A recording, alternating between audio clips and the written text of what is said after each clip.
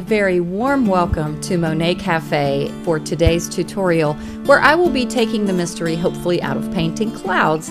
And this is the painting that I did for this demonstration, and I hope you will join me where I give lots of information, and I'm even going to keep this real time. For this painting I used a surface that I love. It's a product made by Sennelier. They also make pastels. It's called Pastel Card, Le Carte Pastel, and it's thicker. I really like the thickness, and it also comes in this pad with these beautiful colors. I love the texture of this. I think it works well for painting clouds. It helps me to keep a light touch. This is the reference photo I used. It happens to be a field on my parents' property that I take multiple photos because the sky is always changing. That's the beautiful thing about God's palette. You know, He paints us these beautiful skies that are constantly changing in color and mood. So join me now for a preliminary tutorial before I get to the painting, discussing painting clouds. All right, so our sun is our source of light. Anything near the sun is obviously going to be lighter, and it's going to be warmer in color temperature. But right away, I want to talk about something with clouds that I think, maybe perhaps was something that I did early on. I can't remember, it's been so long. But I've definitely seen art like this, what I'm about to describe. Sometimes people have a tendency to just think of the sky as going up in this direction. In other words, and I'm not going to draw it here, but any clouds close to the sun are going to be warmer and lighter, and then as they go away from the sun, they get cooler and darker. Okay, anything far away from the sun is going to be darker in value and cooler in color temperature, okay, typically in the skies. All right, so of course it does work this way, but often we forget. I see a lot of people do skies where it's all painted in just a vertical perspective. And often, maybe when you're just starting with this, we forget that the sky is, or the clouds are coming at us too, okay? In other words, we've got perspective happening here, all right? So we've got clouds that might be here, as in this one here. It's not way back there. It's almost over our head. There's obviously some over our head that you can't see in a picture. And I love paintings where you get the image almost, or the impression almost, of seeing the ones right above your head. I wanted to make a quick point here that obviously there are different types of skies. Not all the clouds come right at you like my painting, but here is a very wonderful little demonstration that is on the Faber-Castell Pastel website. It gives you a wonderful demonstration, even including the colors to use and step by step. So you might want to check out this particular website and find their tutorial. It has a great lesson on painting clouds. All right, back to my lesson. So we're dealing with perspective here. The clouds are receding, okay? And if that's the case, we know that if things are lighter near the sun and darker further away, obviously these clouds, like these, are further away. They're not on a flat plane just going up. They're coming out. I hope that makes sense, okay? So let me draw some of these babies in here. And as much as I don't want you, I have a pet peeve, whatever. People tend to think of clouds like this, and they draw them like that, all right? And then think, okay, now we color them in, and now we draw our little silver lining around them, or whatever. So what I'm going to do right now is going to sound like that's what I'm doing, but it's just to make a point, and then I'll tell you how to approach painting them afterwards. All right, so clouds, I know there are names like cumulus and all that. I'm not going to name them that. This is just for art purposes. There's thick clouds, medium clouds, and light clouds, okay? Some of these that are the real dark ones, they're going to be your thick clouds. They're very dense. Light doesn't get through them very much, okay? These are your, they're kind of like the ones that rain comes out of, okay? So we've got our clouds coming from far away, and they're getting closer to us in perspective, all right? And these are our thicker clouds, okay? So I'm just going to give an example of that. Then we've got our medium clouds. This one's kind of almost coming up above your head here, okay? Remember, these aren't way back there. These are getting closer, okay? And this one is going to be kind of like my medium cloud, okay? All right, so, and I'm going to give an indication of how to approach that in a minute. Then we've got our thin, wispy clouds. There's some of them back here, okay? I'm just going to give a little indication of these wispy ones, kind of like right here, okay? All right, so our thicker clouds that are more opaque and more dense, and there's actually some down kind of underneath here too, they're going to be darker, okay? Because they're thicker. Now, I think I'll try to do this with just value, and I might add color in a second, okay? So these are thicker, okay? And I've got some that they're still kind of wispy, but maybe I do need to do color. Let me do some color here, okay? That's going to help a lot. First of all, let's get the sun. Let's get it all nice and warm, okay? But it's far away, all right? And of course, near the sun, you're going to have color temperatures that are warmer. You can add some oranges. Anything, whatever's the closest to the sun. I don't have a super light. Let me find something that's a little lighter. The sun is going to be the lightest thing, okay? And light that's around it. And you don't have to draw a sun like a circle. In my painting, there's no circle here. This is just a mass of light, okay? And then as it starts moving away, you can start getting a little more oranges and things. You're starting to see that. But then the value is going to get, or the color chroma is going to get more dull, more neutral out here. So let me see if I can find, this is a more neutral yellow. It's not bright like that. So that's the sun way back here. You're getting these more neutral colors far away. So lighter, warmer, and typically a little more intense. In my painting, I even added some of this pink. You know, I just liked that. See how it's a little bolder, whatever. Okay, so closer to the sun, but keep in mind that sun is way back there, okay? Now, again, as we get our mass clouds, our thicker ones, they're going to be darker in value, and because this cloud is coming closer to you, it's going to be darker in value and cooler in color temperature rather than warm. It's not way back there where the sun is, okay? Now this one up here is a little more wispy. Let me see if I can find a lighter color. And typically, I don't draw them. I just drew these for the purpose of you seeing them. I did a little sketch at the beginning of this painting just with willow charcoal, but then I just start using the sides of my pastel, okay? So this one's a little more wispy, but it's got some mass to it. It's a little solid. It kind of goes over here.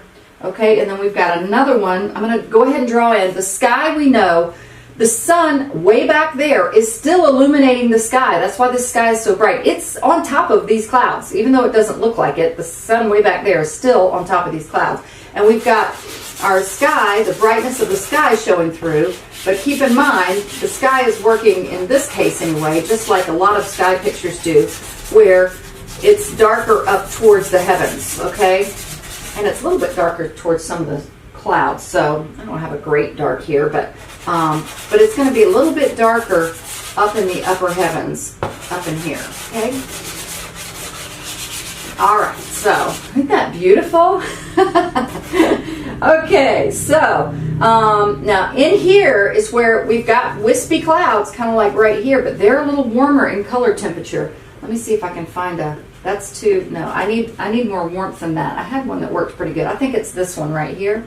See, this is more of it's probably, no, it's maybe not too dark in value. And remember again, these clouds are coming towards you.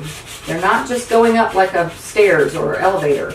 All right, and we've got some, what is this here? That's a massive cloud. There's a okay, let me get some more of these colors in here. We got like some cooler temperatures again. These blues are cool. I got some blues in here. I see a cooler blue here, cooler blues back here. Okay, and we got a little bit of that sky coming through here, but notice, now here's what I'm getting to my point here.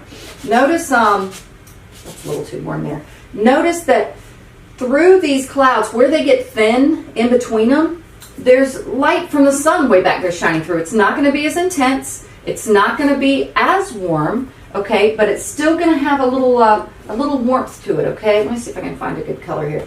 It's not showing up great here. In my painting, I used something similar to this for those little places where it's just kind of peeking through. But anyway, okay, so we've got these places in a sky landscape where you're looking at the clouds and you can see the light from the sun is going to shine through wherever the clouds are kind of thin. but you're going to deal with the color temperature and the lightness or darkness the same way. Okay, so I happen to see it's a little, there's like a little break in between these two clouds. It's almost like it's one cloud that's got some thinness kind of in here. All right, and it was actually, it's like right in here. So let me get some more dark going on down here. All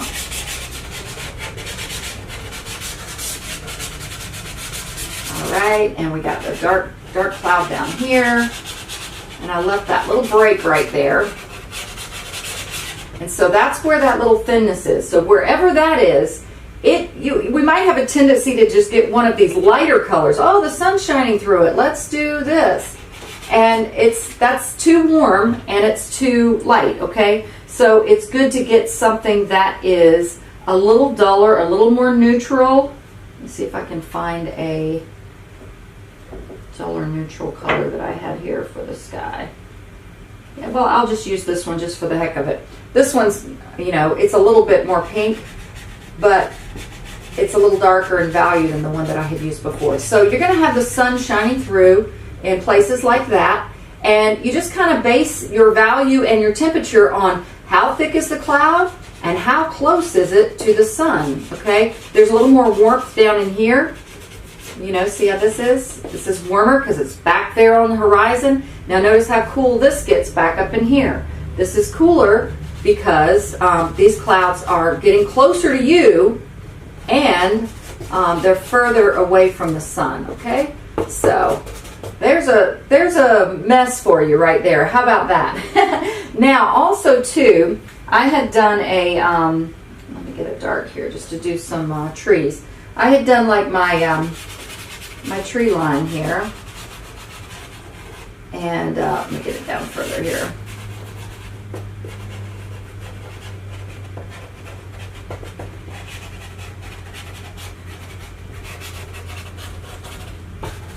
Okay, and now the same thing happens with regards to your what the sky is reflecting down onto the land and onto the trees.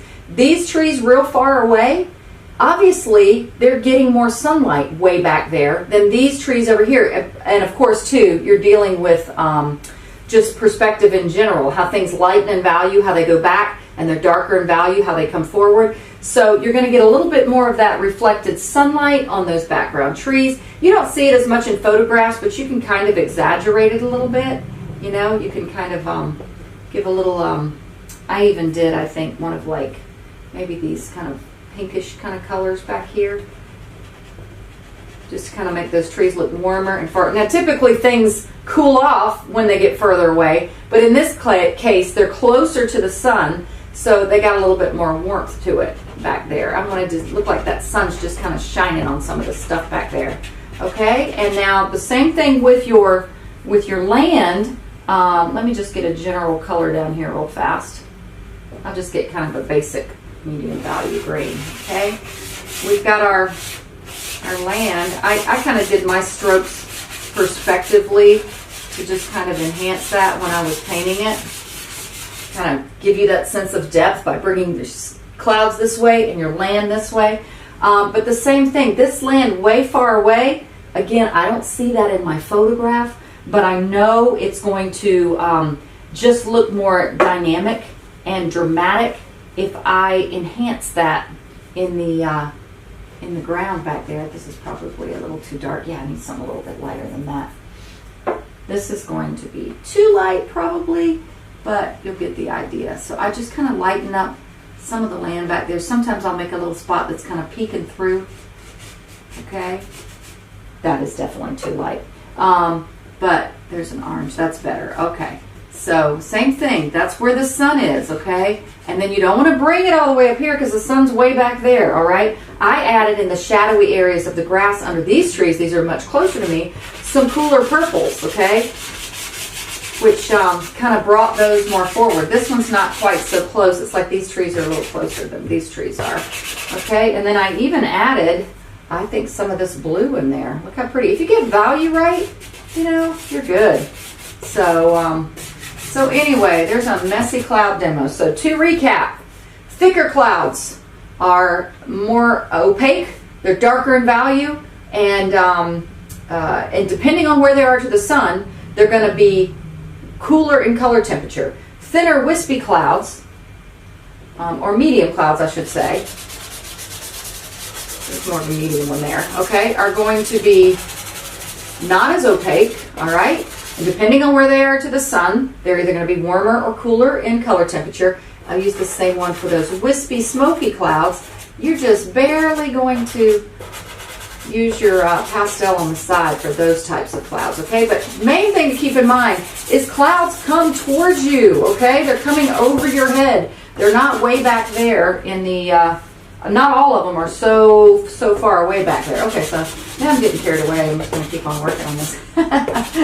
So don't work on plain paper like this, okay? Hopefully that made a point. But again, don't draw cloud shapes. I mean, you can draw out kind of where they are as an initial sketch, but don't draw the lines, okay? You just use the side of your pastel and continue to blend. Keep a light touch at first, and remember to keep those clouds coming over your head. Let them reach towards you. All right, so now to the painting tutorial. All right, now I'm getting started on my Sennelier Le Carte paper. This is just a little piece of willow charcoal that I am using just to get in a super basic idea of kind of where things are. I'm not necessarily drawing the little puffy cloud shapes. I'm just drawing more shapes to kind of give me a little guide as to where to go when I start painting. I am again creating this sense of depth perspectively, and I want to reiterate with that little demo that I just did on regular paper, not all skies behave this particular way, but we do want to keep in mind that often the clouds are coming over our head. We want to enhance that perspective point. And I think it makes a dynamic painting. But, you know, keep in mind where your clouds are.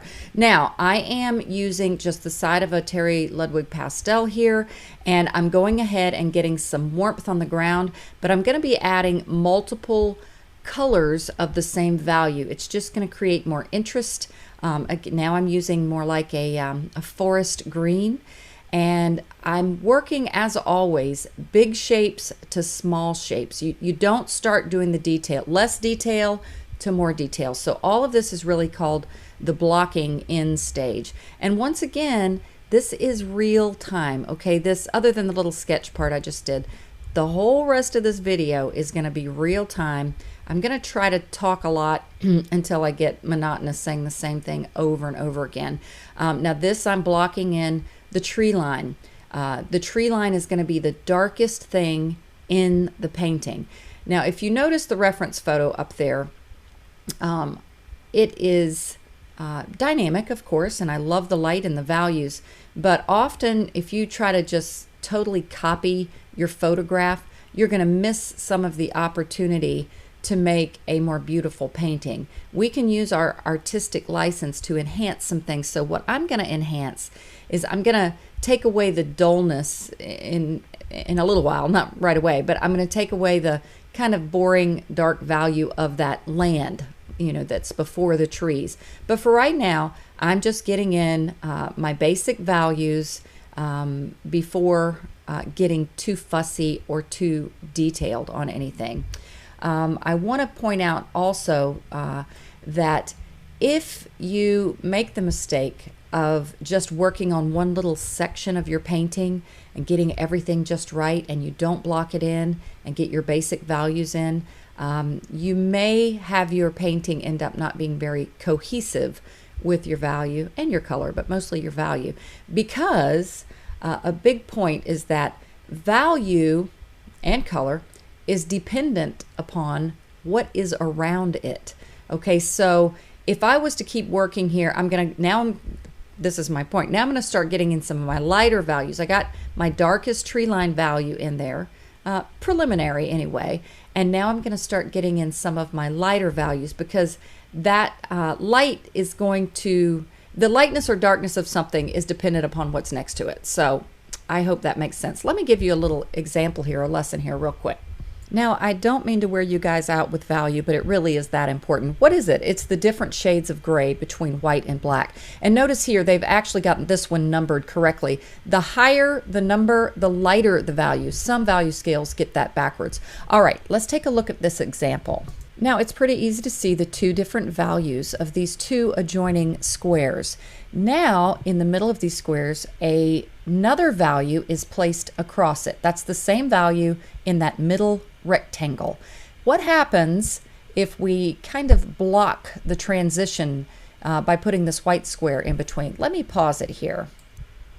Now, if you were to take your hand or something and cover up the one side, the gray square that is now covered by the white square, the one in the middle, you'll see the insert actually appears to be two different values, but it is only because of the value it is adjacent to. That's my point, is that value is dependent upon what it is next to.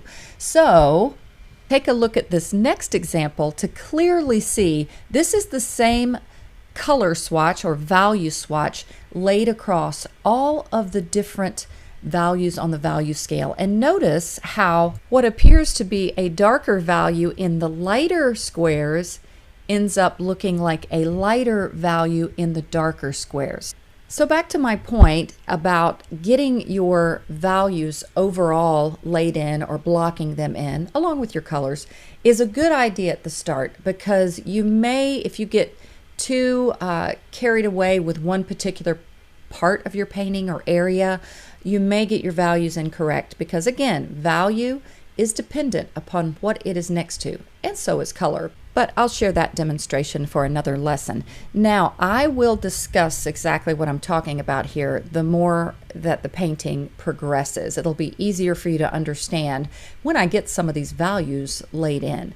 So right now, all I'm doing, notice is I'm keeping a light touch. First of all, I don't want anything to get too detailed, too overly saturated with pastels. I want to keep layering ability. In other words, I don't want to have a hard pressing touch, but I'm keeping it all very light because, you know, contrary to what some people may think, you can change a painting. I mean, I don't actually go in here and erase anything. Sometimes I actually do with a paintbrush, but you can layer over something to kind of alter it if you feel like something's not right. But that's why this light touch really helps.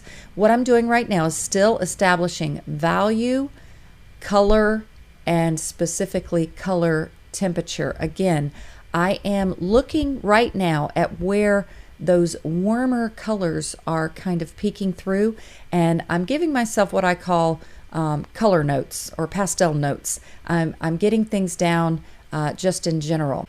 And as a general rule, I may put down a color that may be a little bit more bold than I want, but I can always tone that down by layering over it.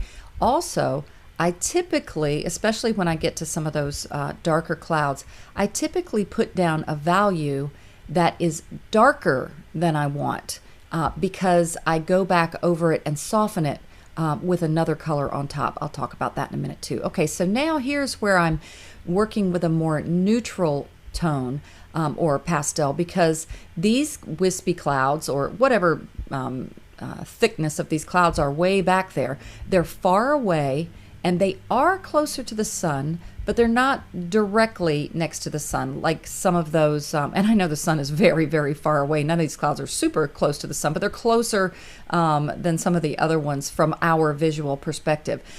So that's why I'm making the color temperatures cooler in temperature as they move away, a little duller in color, because of course we know that color wouldn't exist without light. So that's why things that are closer to sources of light typically can have bolder color or more clear color. I mean, of course, if the light is super blinding, you can't see anything. But, you know, just for an example, in a dark room, you can't see any color until you turn the light on. So, so that's why these colors are dulling out and losing their warmth and getting darker in value the further away they get from the sun. If I can impress anything upon you, is just that, is to keep in mind the source of light and where everything is in relation to it, and the rules of nature, really. I mean, these are the rules of art, but this is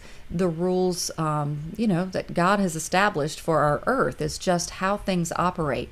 So as artists, we need to emulate those rules to be able to create a believable three-dimensional piece of art. And that's pretty much the goal in two-dimensional art, is we're trying to create that illusion in landscape painting, of course, but of a three-dimensional visual that we've seen on a two-dimensional surface. So that's one of the things I love about art. It really is about illusion. Kind of like that little illusion illustration I gave about value. I mean, you're learning, I don't always like the word tricks, but you're learning the tricks of the trade and how to make these things work. And these are learnable. I know some people do have more gifts in certain creative ways than others. Some people just naturally can architecturally draw things. They just kind of see it. It's a gift God's given them.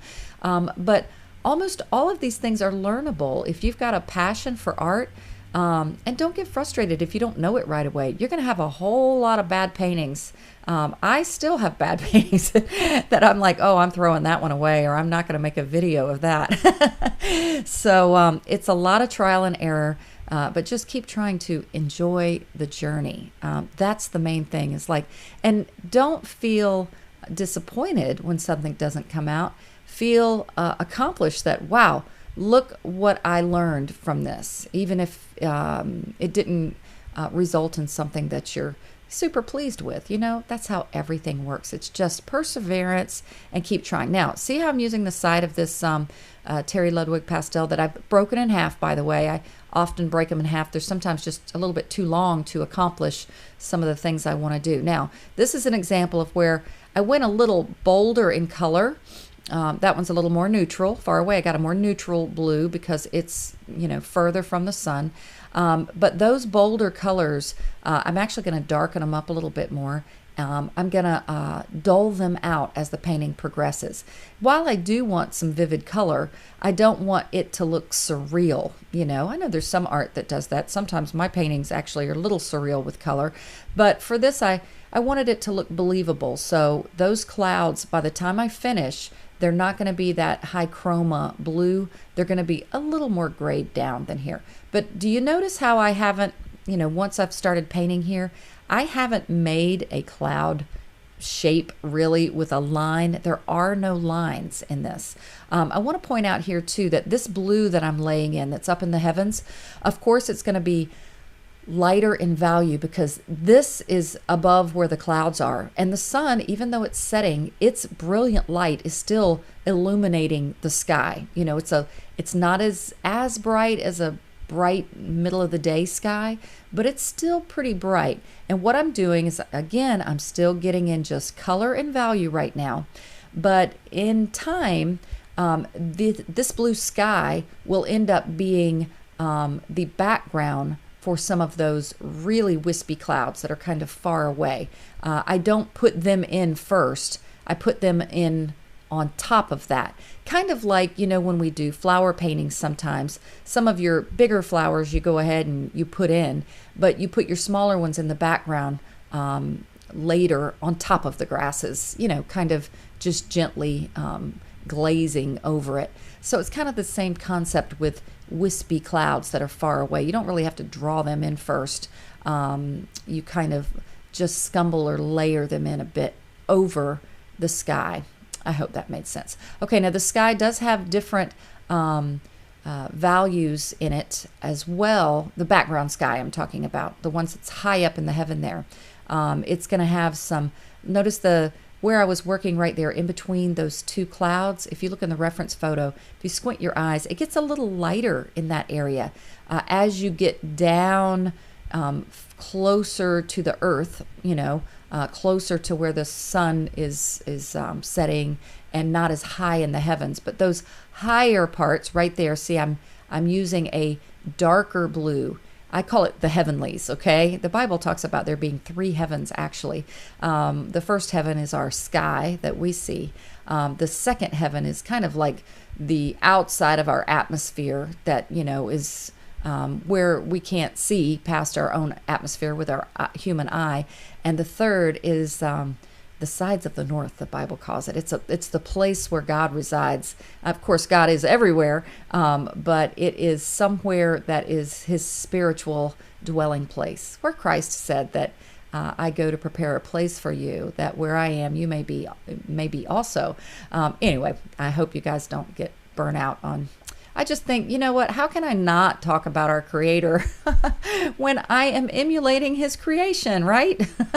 It's like, wow, that is part of the joy too, is that, and everyone, I don't care what you claim your faith is or lack of faith, we can't help but see the beauty in what's been given us. Now, I know there are things on our earth that aren't so beautiful, but that wasn't God. That was us. That was our fault. So we praise him and we glorify this beautiful creation, or I hope you do anyway. I do. All right, now I'm going to show you how I am going to go a little overly dark in value with these clouds, because I'm gonna go back and pale it out a bit, but I do need more dark to get that drama in certain spots. And notice how when I'm adding this darker value, it's dulling out that higher chroma blue that I had put down. So it was okay that blue was maybe a little too bold at first, because I know I can go back over it and tone it down. And plus, you may have noticed single colors have no pizzazz. Part of what makes a painting beautiful is that beautiful play upon colors. So, I didn't go in obviously and make all of these one particular cloud one color, because it actually doesn't work that way even in real life. Light is reflected, and clouds and things and ground and trees and everything's going to have this beautiful play of light from everything that's around it, that's reflecting and refracting, and just the whole prism of light, the whole concept of light plays upon everything in our visual field. All right, that's a beautiful neutral Terry Ludwig pastel that I wanted a little bit more of that. It's kind of like a neutral lavender, maybe a warm lavender, and it's warmer, so that's why I am using it a little bit closer to the sun. Now, I wouldn't use it right up next to the source of light, but notice I might use some of that for those wispy clouds later, because the sun is going to be hitting some of those, but I'm keeping it to represent those clouds that are a little thicker. The sun, where the brightest part is going to be, you're not going to see much of clouds at all. If you look in the reference photo, there's like a big mass of light, but some of those clouds that you start to see underneath it, notice they're not that cool color and they're not super dark. They're a warmer, more paled out neutral color. So that's why I'm using this pastel to represent those clouds that are way back there closer to the sun. And, I don't know, I'm assuming they must be probably pretty thick clouds to be showing up that far away, but I'm obviously not going to paint them with as dark of a value because they're closer to the sun, the source of light. Now I'm using a little bit more of this even warmer, little bit darker value purple, again, to capture some of those other clouds that are getting a little closer to me. And so I wanted the value to be a little bit darker to give it an illusion of being perspectively getting closer to me. Now these, again, another example of how I put down a color that's a little bolder than I want, and maybe even a little darker than I want. I definitely lighten that up as the painting goes on. But I know that I can do that, and I know it's going to create interest if I get a little bit of that boldness in there and then tone it down a little bit. It's going to be peeking through, I guess you could say, as I work. Okay, can you see now how everything is still very, very nondescript? And I mean, some may even look at this and go, golly, I don't even know where she's headed. But I'm in this point in the painting, really the whole thing, I'm kind of zoned out. I don't ever think to myself, I'm painting clouds. Sometimes when I back up and I look at it, I want to see that they look believable as clouds. But when I'm close up and I'm in the zone, as I call it, I'm literally just following color and value rules and the rules of nature. And I kind of zone in on the particular area I'm working on and see if I've got it correct with how things would work in real life. I hope that makes sense. So now I'm dulling that color out, like I said again. And then sometimes when I have a particular color of value in my hand, I might as well utilize it in other areas since I've already grabbed it and got it. So what I'm doing is those darker clouds I put in, see how I'm dulling them out with that neutral, little bit lighter value. I'm starting to make these clouds more believable by blending using the pastel. And for this entire painting, I don't think I blended anything with like a tool or my hand. I use the pastel to blend, and that's what's going to give those clouds that wispy feel. Now I've zoomed in a little bit closer to kind of show you what I'm talking about. These are going to be some of those obviously thick clouds that are way back there on the horizon, and the source of light is closer to it, so they're not going to be as dark, and they're not going to be cool because they're closer. So that's why I got this really warm neutral, because these clouds are definitely going to be darker in value because they're thick clouds, but they're going to be not like the dark value clouds that I have way in the front. Are you seeing that? You know, they're cooler. They're warmer in color temperature and lighter in value. So it really makes them look like they're far away. What if I took that darkest color I used before and tried to paint those clouds that color? You will have blown your illusion. All of a sudden, like say I made those clouds I'm painting right now similar to the color of the trees or the value of the trees. I mean, forget it. All of a sudden it looks amateurish and it's not a believable painting at all. So again, just keeping the rules of nature in mind, how things behave. Once you start to get that and you start to do enough painting, you don't even think about it anymore. You just see it and you know, oh, okay, I've got to grab this particular value, you know, or this particular color. And it becomes just second nature to you. You're not even thinking anymore. And that's really when painting starts to get fun, you know, is when you can zone out, like I say, and you just start really enjoying it. And I often love to put on music while I'm painting and just relax. There's a peace to it. There's work to it too, of course. Sometimes when I've been standing and painting, you know, I forget how tired maybe my feet or my shoulder or whatever is getting because you're having so much fun. And by the way, I know this is real time. The whole painting ended up taking, probably 2 hours or less. You know, not all at one time. I believe me, in my life, I have to walk away. But anyway, this is where now I am getting in. I put in a lighter value, but now this is the sun, okay, or where the sun is illuminating, the closest part. And as I said in my little demonstration, I'm not drawing a circle. The sun is up in there somewhere, and it's so bright, you can't even see the shape of it. Now, I'm being a little cautious here because that value is going to be, this is kind of like a little color note for me. That's going to be too light right there. I already know it. I'm extending it a little too far, but I'm going to darken the value a bit. And see, I'm getting in now, I'm getting in some of this darker value. It's very warm, but it's darker in value than that really light value I just put down. So this is going to be some of the other brilliant light kind of mingling with the lightest light of the sun. And I'll most likely use that one to go back to that little part to the left there where I got it too light, okay? So this is just kind of that play of light. Yep, see, there I go. I knew that was a little too light there, so I've got to darken the value. And I hope you can see that that is definitely a darker value yellow than that yellowy white that I put down before. Now this, I'm keeping a real light touch because I can see that's too light right there.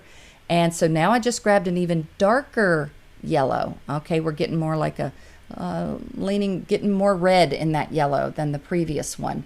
And so notice how I'm gradually radiating out in warmer and darker tones, okay?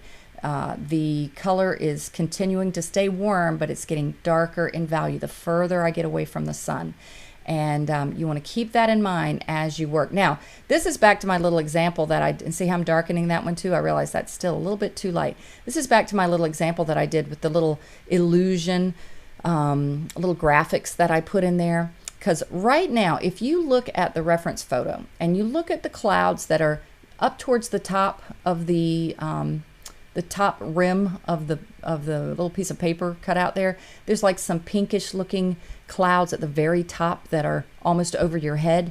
There may be a tendency to grab a real light pink or yellow and, oh, the sun's shining up and hitting them. And as soon as I do that, if I put that up there, you would see, if I took that lightest yellow I used just earlier and put it up to the top, oh my gosh, it's going to stand out like a sore thumb. So that value that's up at the top, clouds up there, it appears light because it's next to darker values, but it's not as light as you think, okay? So that's why keeping this gentle touch and keeping in mind that value is dependent upon what's surrounding it, surrounding value and surrounding color. All right, I hope this is sinking in. All right, and again, the more you do this, the better, the more it'll make sense and the easier it all gets. Okay, so I'm doing, I think, is this called, like, I think the term might be fractionated. It's like a fractured sky where I'm just laying color next to each other and it creates energy and movement. And I am actually referencing the reference image in general, but I'm going outside of the what's exactly there to a degree. I'm getting more creative with color, obviously, and I am adding some more maybe more little highlights where I think they could be that might not be showing. I wanted to really make those look like clouds down there rather than in the reference photo it was a little I don't know, muted looking. You couldn't really see anything. So I'm giving a little bit more detail as to some of those background clouds. I want the interest. That's another point I wanted to make. Where's the interest in your painting? You don't want it, well, for impressionistic painting anyway, you don't want every part of your painting to be so detailed. I've seen some beautiful, what's it called, photorealism, where, oh my gosh, you would think it was a photograph looking at some of the artwork. But for my style, I like Impressionism more. You want to invite the viewer in to look at what you thought was the most interesting things in the painting and gently lead their eye around to explore and enjoy it. And for me, that sun and that just brilliant ball of light back there, it was just beautiful in the actual sky when I saw it. And so that's where I'll have, you know, I know things in the distance typically lose detail as they go back. And while it's not super detailed, I wanted it to have the emphasis. So there is a little bit more detail there. The eye will bring in and see that, and hopefully I will control the detail and the color and the value in a way that will just make it very pleasing to the viewer.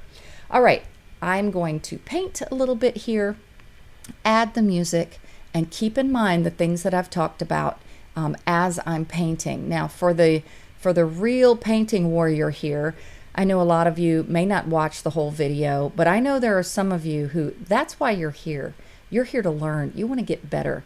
And so I'd recommend to watch the whole video and then practice maybe some smaller paintings with some of these things in mind. All right, enjoy the music, and maybe I'll be back in a little while.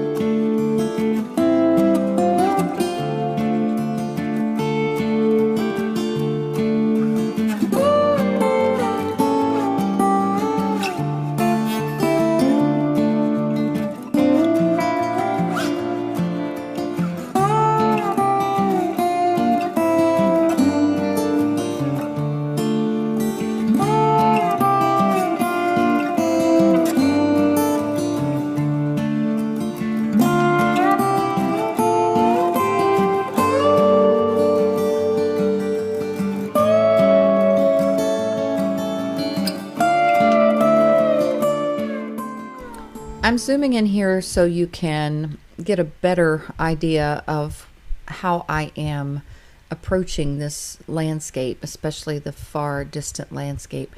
Like I mentioned before, I want the land to reflect some of the color that's going on in that sky and some of the light. You know, of course, that way back there is where that sun is the brightest.